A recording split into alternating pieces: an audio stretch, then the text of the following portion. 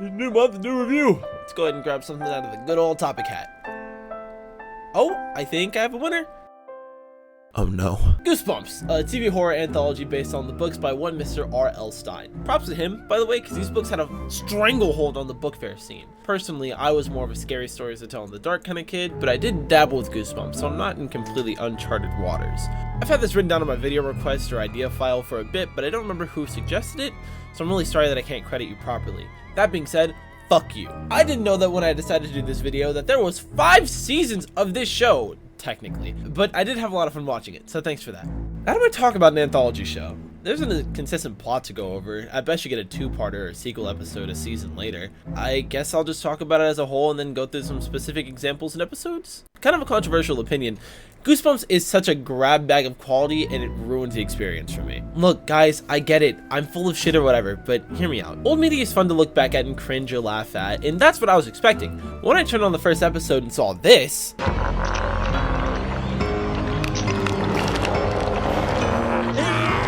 I was blown away. And then episode 2. What? How did you dip in quality so quickly? It was 1 episode. So watching it, I was excited to see whether another episode would hit that same level, and it doesn't. The first episode is the best one. You little asshole producers went balls out on the first episode of the show to hook people, and then you cut the budget, didn't you? While the production of the show dipped, how is the writing doing? What's funny is, I don't know who to blame for the writing here, because it feels like they switch the staff out every episode. What's this? You like the episode where we green screen someone into the mirror dimension?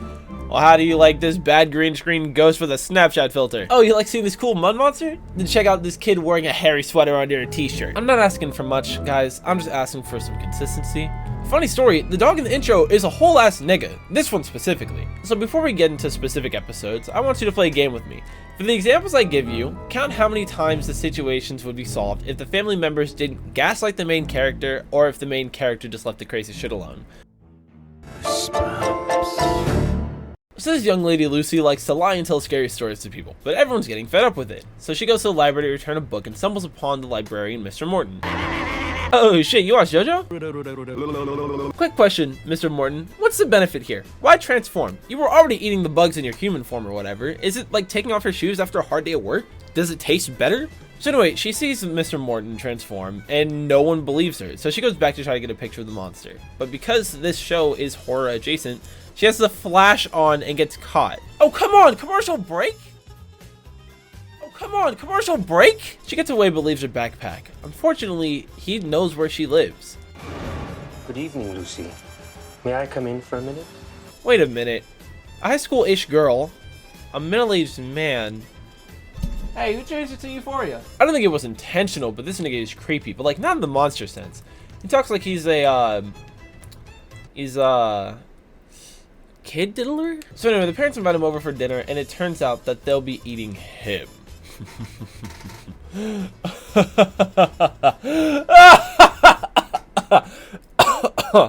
then they all laugh at the end. This episode is a good one to start off with, nice and simple. We got some clean effects out of it too. The book is 144 pages, as are the rest of them, and they boiled all of that down to 20-ish minutes. And it works because this story is simple. Girl sees monster, monster tries to kill her, girl runs away, parents are monsters, right? So let's take that approach and apply it to a more complicated book. So we open on Greg sleeping. Oh wait, this is a sequel episode. Hang on, let me catch you up to speed. Hey, let me take your photo. Yeah, sure. Huh. Huh, what? In the picture, it shows you getting picked up by a giant bird. Kind of weird, but whatever. Later.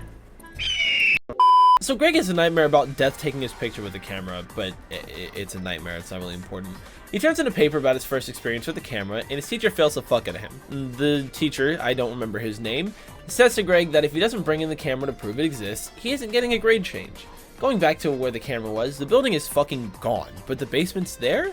And I'm about 80% sure that's not how demolition is done, but whatever. So Greg gets scared by bats a second time in under a minute and snags the camera. While he's running away, he takes a picture of the security guard and doesn't even ponder the fact that he could have fucking murdered the man? When do you think Final Destination came out? You know, the one with the camera that predicted the death of like 15-ish high school students? 2006. Huh. It's from the 90s-ish, right? Huh. Now I don't want to say that someone's homework was copied, but... What the fuck is that? that? Damn, that caught me off guard. Wait, if he's fat and she got the negative taken, is she doing blackface? So they go to Greg's brother and ask him to make negatives of both the photos, and the situation fixes itself. At the end of the episode, the teacher gets his photo taken and goes bald. Looking at the staff for the episodes are mostly the same, so tell me how the fuck, in 2 seasons, after they got more funding than the previous seasons on this sensational ass show, do we go from this to this? Real quick, let's speed run some of my favorite episodes I saw while watching the show again before we talk about the big boy.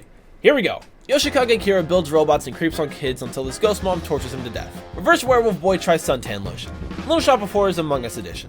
Andre, where are you? Oh! Who the fuck is... I hit the button. Jack, idiot! Aladdin, but the genie is an old white lady who's also a cunt. Benicula, but with magic. Honey, I shrunk the... Wait, no I didn't. This kid develops schizophrenia. You can't scare me, but you can bore me.